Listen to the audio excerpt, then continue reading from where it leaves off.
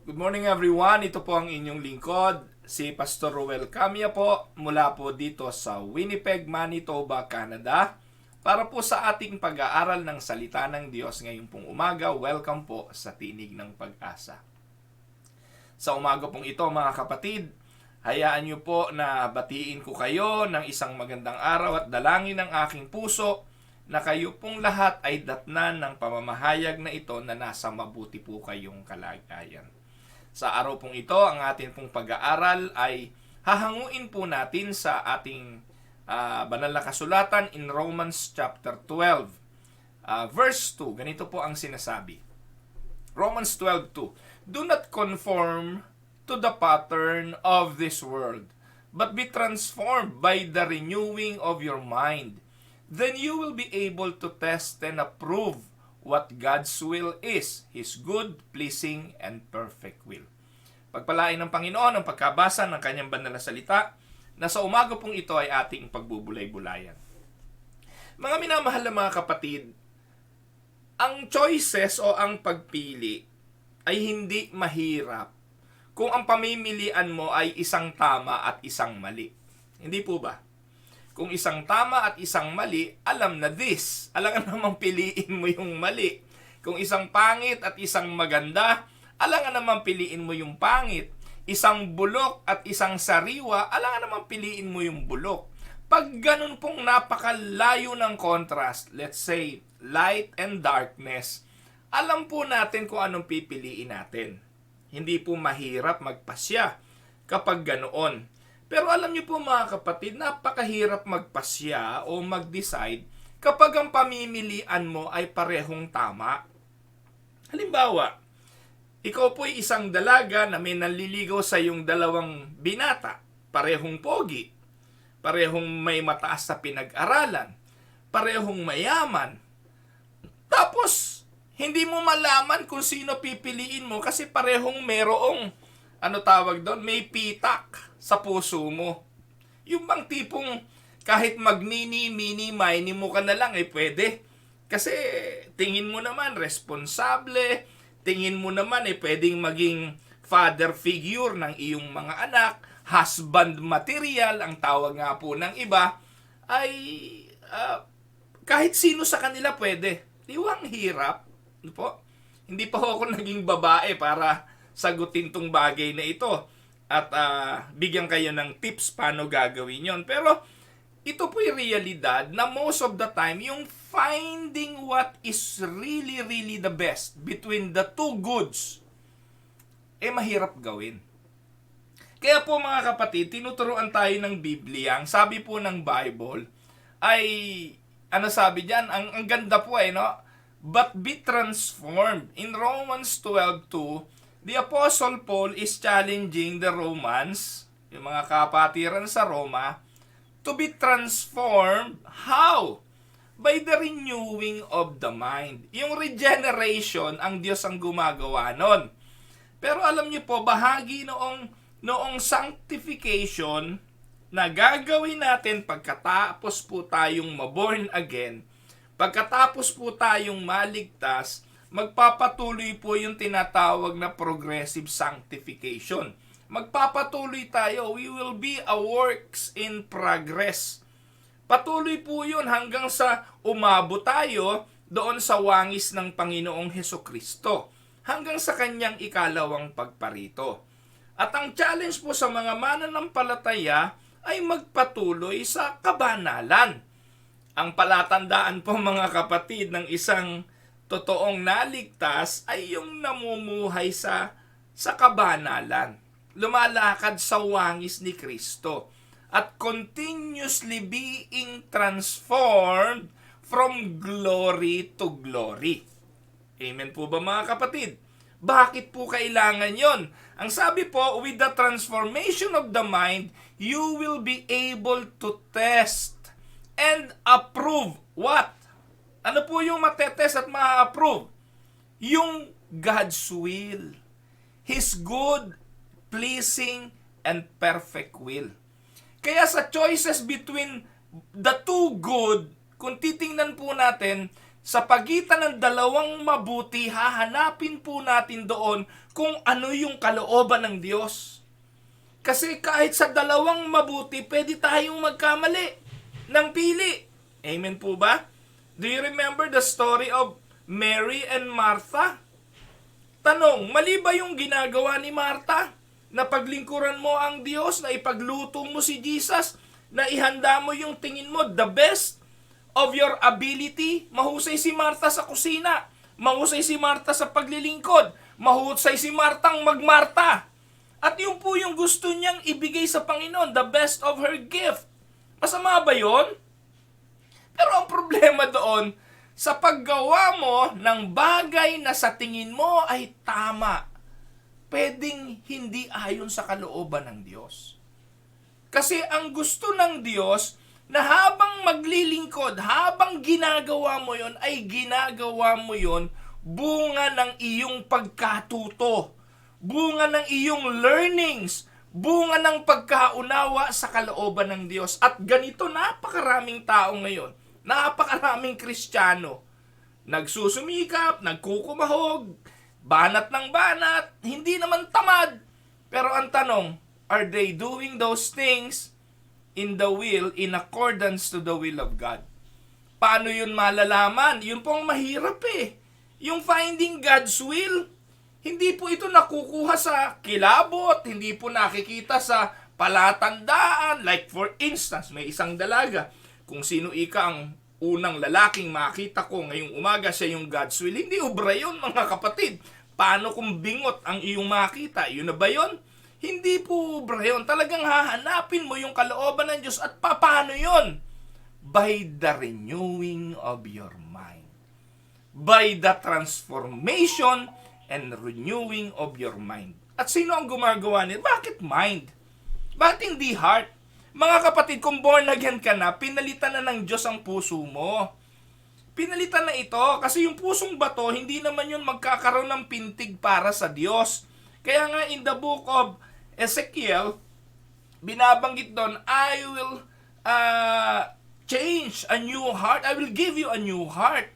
I will change your heart of stone and replace it with a heart of of flesh. Yun ang sabi ng Diyos. So by God's transformation of the heart, wala na tayong problema doon. Pumipintig na ito ngayon sa Diyos. We will hunger more for God. But the thing is, yung passion natin for God, kailangan sinasabayan ng ating isipan. Marami pong mga tao ngayon, may passion sa Diyos. No? May passion sa Diyos. Ang problema, yung isipan sarado. Sarado sa pagkatuto, sarado sa pag-aaral, sarado sa pagbabasa ng banal na kasulatan at pagtuklas nung mga sinasabi ng Diyos sa Biblia. Amen po ba mga kapatid? So umagang ito pong ating pag-aaralan. Romans chapter 12 verse 2. Ano po? Introduction pa lang po ito. Pero mahaba na po narating ko. Pero suppose mga kapatid, suppose you could change anything about yourself. Sa umaga pong ito, o sa gabi dyan sa Pilipinas, halimbawa meron kang babaguhin sa buhay mo, ano babaguhin mo? Where would you start? Lots of us would start on the outside. Yun po yung una nating gustong gawin eh. No, halimbawa po ngayon, meron kang kapangyarihan na baguhin ang isang bagay na gusto mong baguhin. Ano babaguhin mo? Alam niyo po, pag ganun ang tanong sa pangkaraniwang tao, ang sagot nila ganito eh. Fat or skinny? Yung sobrang payat, gustong tumaba. Yung sobrang taba, gusto pumayat. Ano po? Mataas o mababa? Yung sobrang tangkad, ayaw naman ng sobrang tangkad, gustong bumaba. Yung sobrang baba, gusto naman tumangkad. Ano po ba? Pogi ba? O yung sa mata? Would you change your eyes, your hair, o your nose, o your hair, your teeth?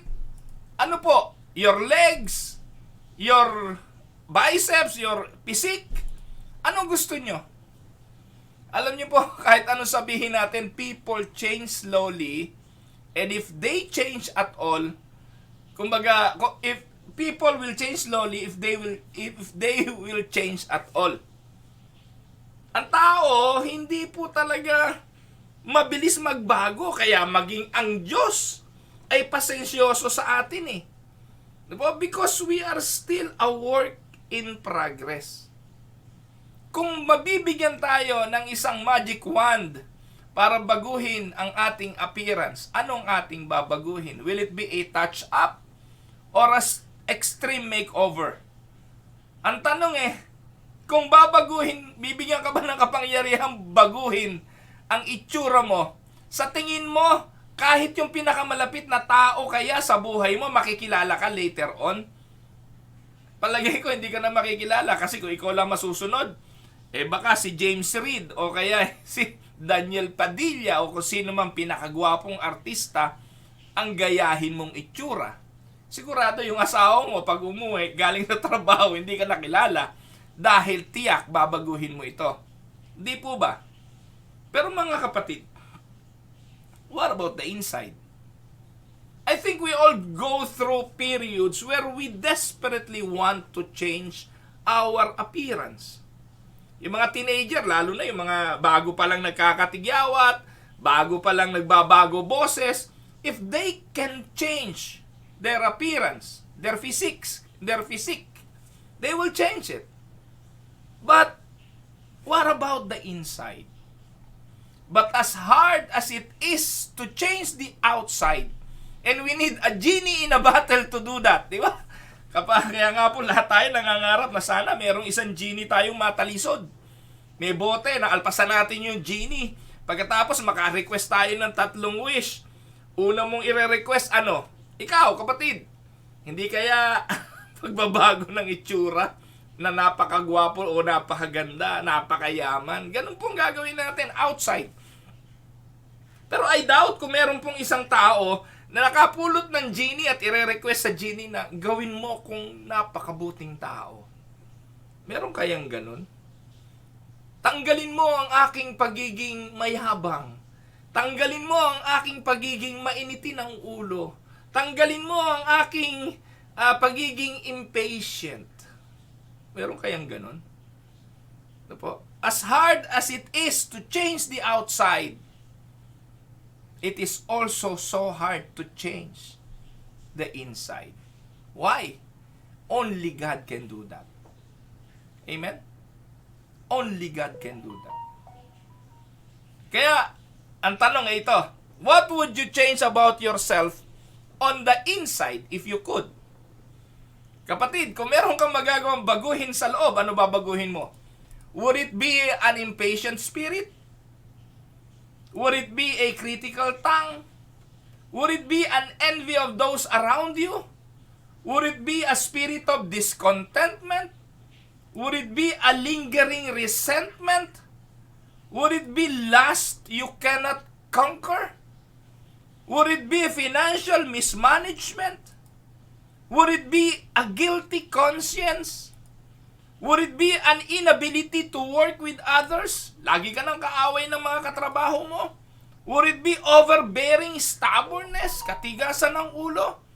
Would it be a judgmental spirit? Would it be a quick temper?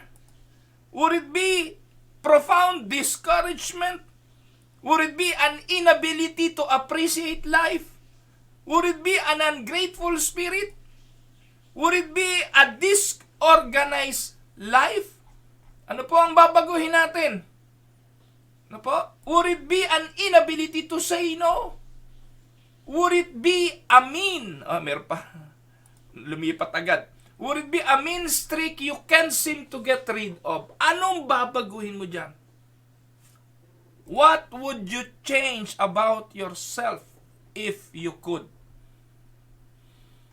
Magandang evaluation, mga kapatid, hindi po ba?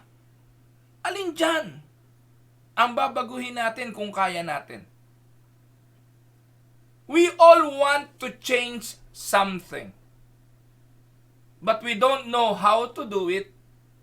And we don't know how to begin because it is truly God who can transform us. Amen? We all dream of being something different and better than the person we are today.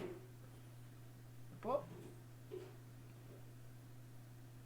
Kaya nga po mga kapatid ang mundo ng commerce, ang mundo ng marketing, walang tigil ng pagpapromote ng mga bago Hindi po ba nyo napansin yung mga iPhone, yung Samsung, sisimulan ka sa iPhone, meron bang iPhone 1? No? 1, 2, 3, 4, ngayon 13 na. O, meron bang iPhone 13 na po ba? Hindi po ako maka-iPhone No po, dati po yung Samsung, no, may S10, ngayon S21, meron na bang iba pang S? Yung S series ng Samsung? Talaga pong inaalok tayo nito kasi ang tao naman gusto ng pagbabago at gusto ng laging magandang pagbabago. Pero most of the changes that we want are from the outside, not from the inside. Change is hard, mga kapatid. Sabi nga, go to any bookstore and you will see an entire wall of self-help books helping people to change. And change is a big business nowadays. Minsan, mas madali yung magbago, pasama Pero yung magbago, pabuti, madaan lang In fact, mga kapatid, yung mensahe ko po sa linggo, kung interesado po kayo na mag-join sa Winnipeg Unida, yung sermon ko po sa linggo, yung comparison between the days of Noah and our days. May kaibahan ho ba? Ang mundo po na meron tayo ngayon, hindi pabuti, pasama. Katulad din ng panahon ni Noah. Kaya nga, anong dahilan para hindi gunawin ng Diyos sa mundong ito? Parehas lang. The days of Noah in our times. Kaya nga po ang hirap. No, we move. We change. Kaya yung iba, ano tawag doon? Kapag medyo nababagot sa trabaho, lipat ng ibang trabaho. Ayaw natin ng mahirap kaya we always want to change. People buy new cars, new houses, move to a new career. May mga babae na walang tigil ng palit ng boyfriend na parang nagpapalit lang ng t-shirt. No? Minsan nga nagugulat ako, pinakilala sa akin, ito boyfriend. Susunod na linggo, iba na naman. Hindi lang naman babae, ganun din sa lalaki. May girlfriend pinakilala ngayon, bukas iba na naman. Ang bilis na magpalit. Ganun po no? Yung ibang miyembro naman, church ngayon, na-meet mo lang isang araw, kapatid, asan ka? Di ba doon kayo? Wala na kami doon. Nasaan na kayo? Nandito na kami sa church na ito. Kung lumipat ng simbahan, ganun kabilis. Mga kapatid, dalawang bagay lang naman yan Either ikaw ang masama ugali o masama ugali nung nasa loob ng simbahan. Pero most of the time, pag ikaw ang palipat-lipat, hindi ko alam, no? Kayo na ho sumagot. Ano po? So, it's not as if those things are wrong in themselves. It is not bad to do the outward changes. Ano po? Sometimes we need to make outward changes talaga. Change of location, change of house, change of place, change of work. Okay lang yun. But it's not the outward stuff that trips us up. It's the stuff on the inside that we cannot seem to fix. And that brings me to the text today. Ng Romans chapter 2 or 12 verse 2. Do not conform to this world, but be transformed. Alam niyo po, yung mga long-held habits can be changed. But it won't happen overnight. Yung dating nakasanayan natin, pag tayo'y na-born again, nababago yan. Pero hindi madali. Kaya yung mga nakakilala sa Panginoon, katulad ni Sakeo, dating magnanakaw, dating naniningil ng sobra, aba, nagbago. Hindi po madali yun. Imagine mo, dati nasingil mo 10 piso, ita times 4 mo o dodoblehin mo Si Sakeo, ika-4 na ulit niyang binalik. Di, $40 na yon. Yung $10, naging $40 nung isosoli mo. Ganun po kahirap. Si Levi, nung nakilala niya Panginoon, biglang nagretiro sa pagiging tax collector. Si Pablo na persecutor, nung nakilala niya Panginoon, from the inside, nagbago po siya, bumaliktad siya, yung dating pinapersecute niya, kakampinan niya. makikita po natin mga kapatid na ang totoo na born again, transformation and changes must occur. Romans 12:2 tells us that we can be transformed when our minds are renewed. Now, how? How does that happen? Ang sagot, we must be transfigured on the inside. Note the word transfigured. The Greek word for transformed in Romans 12:2 is related to the English word metamorphosis. Yung metamorphosis, alam niyo po ba yung butterfly? Mula po sa kanyang cocoon, kapag nag-hibernate na po yung uod at bumuo na po siya ng cocoon, sa loob po ng cocoon mabubuo yung caterpillar magiging butterfly. No po? Metamorphosis is the process by which a caterpillar, di ba yung paganong-ganon lang po na caterpillar na kulay green? Can you imagine? Have you ever thought, paano to nangyayari? Kaya pag sinabi mo dun sa anak mo na, anak, yung gumagapang na yan, na uod na kulay green, tingnan mo ha, ilang panahon lang yan, magiging caterpillar yan. Ang hirap ipaliwanag, hindi po ba? Kaya ganun din mga kapatid, yung mga naboborn again talaga eh. Ganun din yung mga naliligtas. Ang hirap paniwalaan, paano nangyari yan? Dati yan numero 1 adik yan. Numero 1 sakit ng ulo ng pamilya yan. Mamamatay tao yan. Kinakausap na niya ng palaka sa pagkapraning.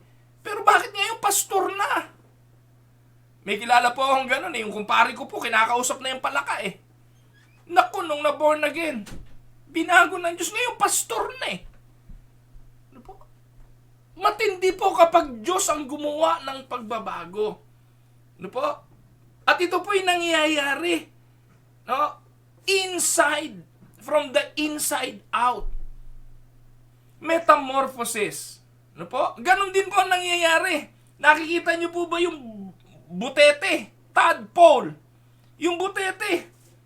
Pag sinabi mo sa anak mo, halimbawa, nagpunta kayo sa isang swamp at nakita mo yung butete, sabi mo sa anak mo, anak, iyan anak ng palaka. Ang nanay niya, yung palundag-lundag na yon, yung wala sa tubig. Pero tanggalin mo yung butete na yan sa tubig, ilagay mo sa lupa, patay yan. Pero alam mo ba na ilang panahon lang, aalis na yan dyan sa tubig, mawawala ang buntot, tutubuan ng paa, at lulundag na yan sa lupa. Ang tawag doon, metamorphosis. Transformation. It is a gradual change on the inside that produces a total transformation on the outside. Kaya mga kapatid, we are in the process of metamorphosis.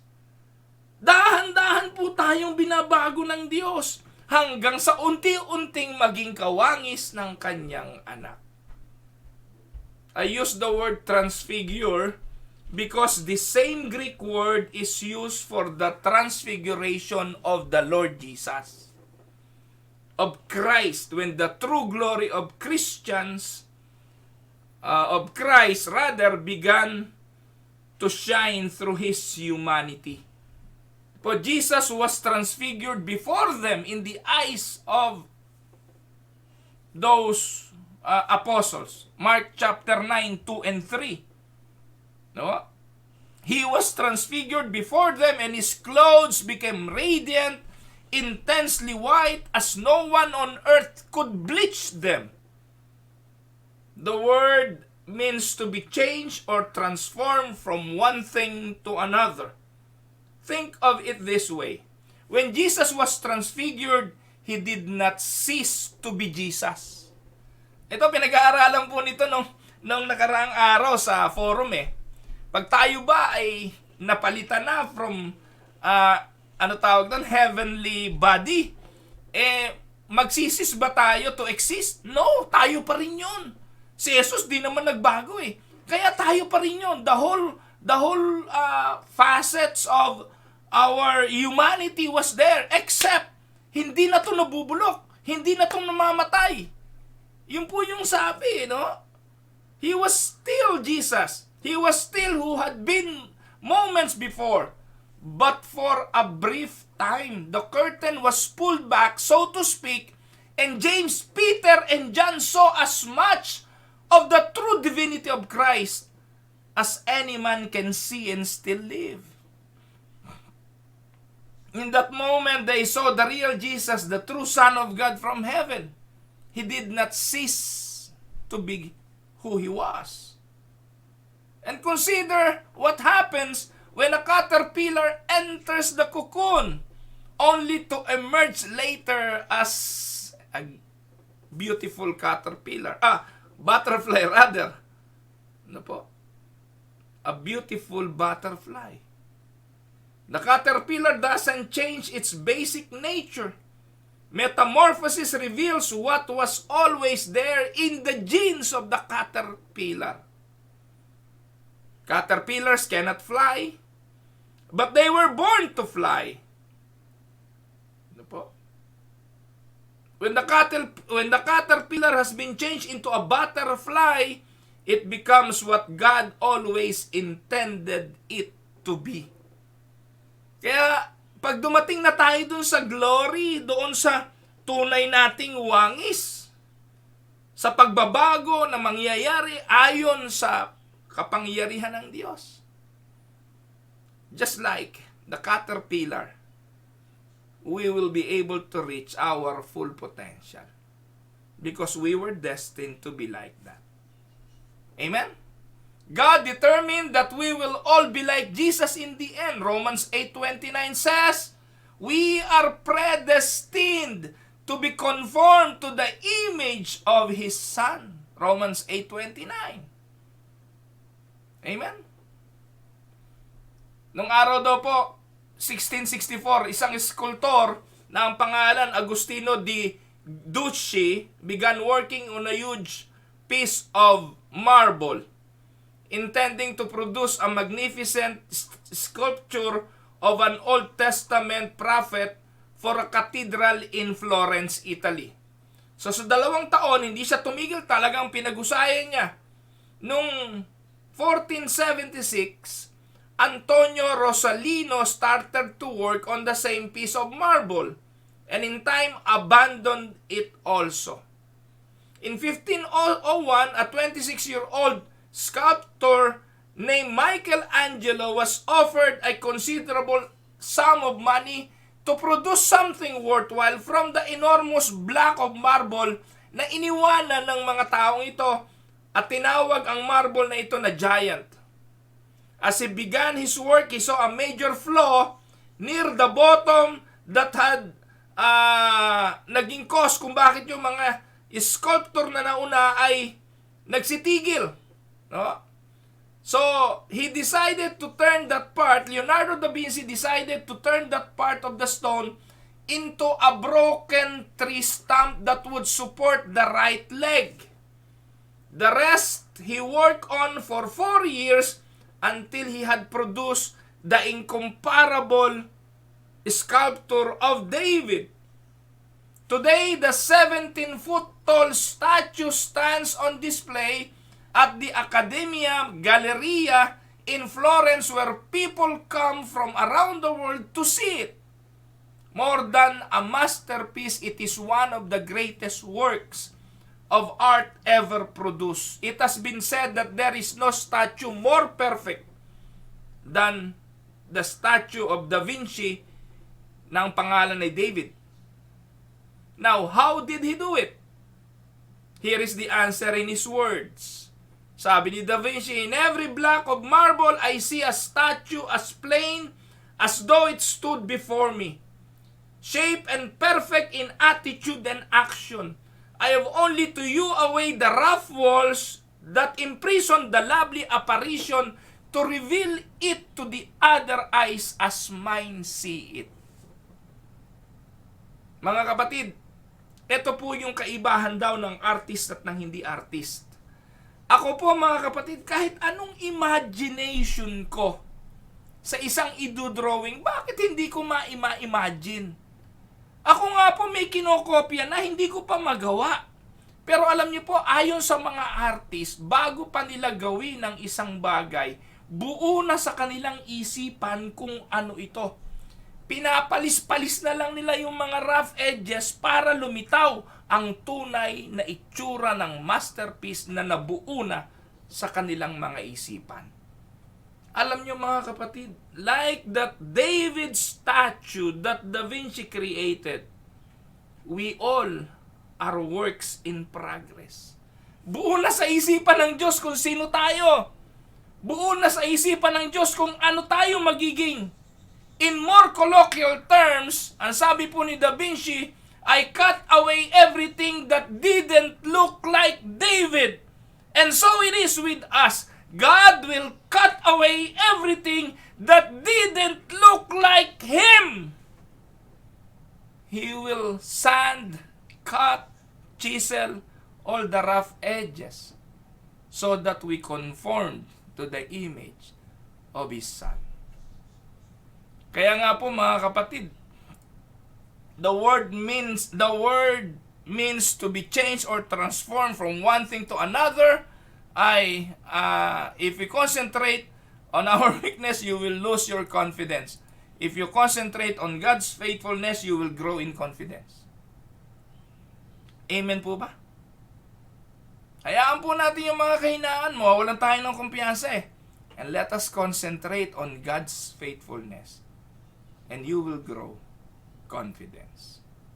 What makes us think that God will ever finish the job? In my mind's eye, I picture God as a sculptor. Ito naman yung paglalarawan eh. Hindi lang po sculptor kung hindi isang magpapalayo. Yun po ang larawan ng Diyos at ang Diyos ay hinuhubog tayo ayon sa kanyang minagaling. He is working on a big chunk of mud at ang pangalan nito ay Ruel Camia. Ano po? It is hard job. It is not easy for God to do. Why? Because this chunk of mud named Ruel Camia is badly marred, misshapen, discolored. No? Hindi maayos. Pero ganun po ang Diyos eh. Kukunin tayo sa hindi natin magandang kalagayan at uhubugin tayo. At kung tayo man ay isang malaking chunk ng bato at ang Diyos ang iskultor, siya po ang may hawak ng chisel at ng martilyo, ginagamit niya po itong mga chisel at martilyo na ito na maaaring larawan ng otoridad ng ating buhay para tayo'y iporma sa kanyang kagustuhan. Kaya nga minsan itong mga authority na ito, minsan pakiramdam natin sila yung nakakasakit, sila yung nakakapagpahirap. Pero habang naniniwala tayo, umaayon tayo at sumusunod tayo sa mga palatuntunan ng otoridad na ito ng buhay natin, hinuhubog tayo ayon sa gusto ng Diyos. Amen po ba mga kapatid? Kaya nga most of the time, napapatagal yung proseso ng paghubog sa atin ng Diyos kasi may katigasan din ang ating mga ulo eh. Kasi ang gusto natin ay ang ating kalooban at hindi ang kalooban ng Diyos. Maging sa mga pagpapasya natin, lagi tayong katulad ni Jonah na ang gusto natin eh, yung gusto lang natin. Maging sa ministeryong ating ginagawa, katulad ni Marta, ang gusto nating masunod sa halip na mag-aral muna katulad ni Maria at makinig sa gusto ng Diyos. Most of the time, yung palatuntunan natin ang gusto nating masunod. Maging sa iglesia, sa pagpapalago ng simbahan, puro karunungan na lang natin, kahusayan natin, hindi natin nakikita na ang nagliligtas naman ay Diyos. Amen. It turns out that I am the culprit. We are the culprit. I am my most worst. I am my own worst enemy, rather. What I thought would improve things has only messed up my life. But God is faithful. He is patiently picking up the pieces, picking up the chisel and goes back to work. God is chipping away everything that doesn't look like Jesus. And in my case, it's evident that He has a long way to go. Marami pang dapat ayusin, tanggalin, itama. Pero sa kabila ng lahat ng ito, I am encouraged by the certain knowledge that He won't quit halfway. God will not quit on me. I am a project designed by God, in the future to be like Him. What God starts, He finishes. Amen? He who started a good work in you will be faithful to complete it. Amen? Yan. So, bukas po mga kapatid, ipagpapatuloy po natin ang pag-aaral natin sa bagay na ito. At naniniwala po ako na meron pa hong gustong ituro ang Panginoon sa atin tungkol sa kahalagahan. Hindi ko na po tatapusin ngayon para hindi na ako lilipat ng ibang topic tomorrow. Kasi bukas po Friday na eh. So I hope na pagpala po kayo at nahamon po kayo. No? If you concentrate on your weakness, you will lose your confidence. But if you concentrate on God's faithfulness, you will grow. Amen? Pagpalain po tayo ng Panginoon. Ito po ang inyong lingkod, si Pastor Ruel Camia, para po sa Tinig ng Pag-asa. Manalangin po tayo. Maraming pong salamat, aming Panginoon. Sa oras pong ito ay dumudulog po ako sa iyo. Dalangin ko po ang aking mga kapatid. Idinadalangin po ang mga karamdaman kung sino man po ang nasa banig nito. Aking pong dalangin na hipuin mo po ang kanilang mga kalusugan. I am praying, O Lord, that you will move as we intercede to those brothers and sisters who are sick. Hipuin mo sila, Panginoon. Kahabagan mo po sila. Di ka po namin inuutusan, humingi lang po kami ng awa. Dumadalangin din po kami para sa mga naulila, sa mga mahal sa buhay na lumisan, at sa kanilang mga paglisan, yung mga naulila ay aliwin mo po, Panginoon, at pagkalooban ng kapayapaan. Dinadalangin ko rin po, Panginoon, ang mga pangangailangan ng iyong mga anak sa iba't ibang mga kalagayan. Alam ko pong Ikaw, O Diyos, ang siyang nagpo-provide, tumutugon. Ingatan mo po ang aming mga pamumuhay, yung aming mga plano. Tulungan mo kami na laging mapili namin. Hindi lang yung mabuti para sa aming pananaw, kung hindi yung naaayon sa iyong kalooban. Pagpalain mo po ang bawat isa na nakikinig sa Tinig ng Pag-asa. Kung may mga dalangin po sila na hindi naman labag sa iyong kalooban, may your will be done in their life, O Lord. Pagpalain mo po sila. At sa oras na ito ng aming pagdulog at pagtawag, mangyari nawa, Panginoon, hindi ang mga bagay na ayon sa aming mga palatuntunan, kundi ang iyong kagustuhan. This we ask in Jesus' mighty name. Amen and amen. Ayan mga kapatid, maraming pong salamat sa inyo sa inyong pagsubaybay. Babati lang po ako, ilang araw na po akong hindi nakakabati. Ayan, yung mga nanonood po sa atin, si Ate Esther Bautista, magandang araw po sa inyo. Ang asawa po ng ating si Pastor John Ocol, si Ate Lois Ocol, si Kuya Boyet at si Ate Yoli Kerubin, pagpalain po kayo ng Panginoon. Kapatid na Vanji Magnaye, si Ate Hazel Pacifico. Let us continue to pray for the father of Ate Hazel Pacifico, si Tatay King, sama po natin sa prayer. Ganun din po si Ate Paz de la Cruz, si Ate Monet Raimundo. Good morning po Ate Monet. Si Kuya Lito, pagpalain kayo ng Panginoon. Ate Dory Lumbes, pagpalain po kayo ng Panginoon. Nanay Belen Ulaes, kapatid na Miriam Galvan, Pinsan Oji Ramos, magandang araw. Ate Cora Dolor, magandang araw po sa inyo. Kapatid na William Cor, magandang araw. Pagpalain ka ng Panginoon.